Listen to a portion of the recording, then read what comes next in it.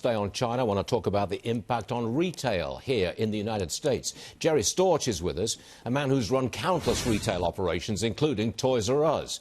Jerry, I want to... how is this going to affect me and consumers? Am I going to be paying more for back-to-school items and for Christmas and holiday items?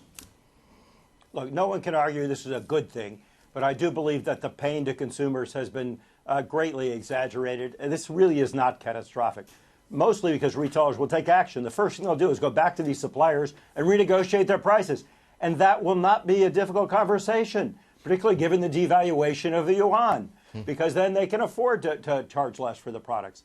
Secondly, retailers look to manufacture goods elsewhere, and only then, if they can't do those two things, would retailers raise prices. I did a little bit of calculations on this. You're dealing with $300 billion of goods with this 10% tariff.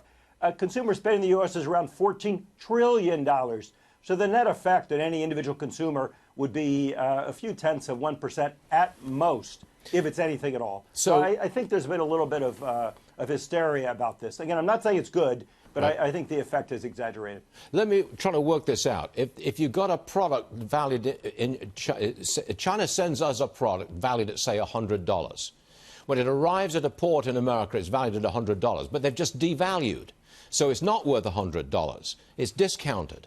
And if we then impose a tariff on it, that puts it back up to the $100 price. So it's a wash. Yeah. I mean, is it possible to say this is a wash?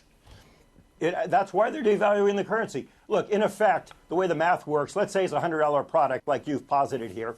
If the devaluation takes that down to 91, so a 9% devaluation, then it comes in basically at 91 cents. You add the 10% tariff, you're back up to the same $100. Now, again, that's assuming exactly those ratios in that math.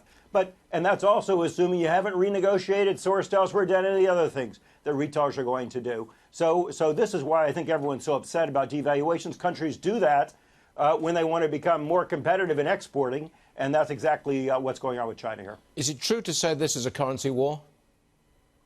Well, there's certainly the beginnings of a currency war. I'm not worried at all about what's happened so far. I'm worried about what may happen down the line, what further complications may be if people get into a firing war and they keep escalating the battle. Right now, again, this has been ridiculously exaggerated in terms of the impact on consumers. People use words like pain or things like that. You saw retail stocks, some declined 10% last week on this. The math doesn't remotely approach anything like those numbers, so I think this is a little bit of an exaggeration.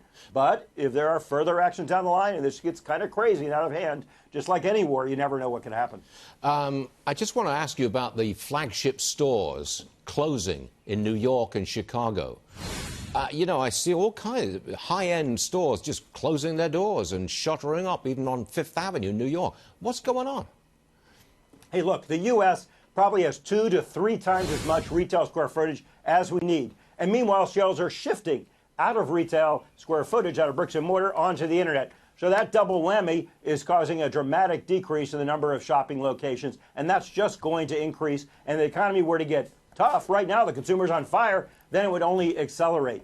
As for the flagships themselves, you have to keep in mind many of these were built as branding locations. They never did make any money, particularly if you charge them a true cost of capital, or if you brought some of these legacy rates up to market values, then you would see you were basically losing money on these shops. And so as retail has gotten tougher, smart managers are closing these stores. And I think a lot more of that is going to continue. Ouch.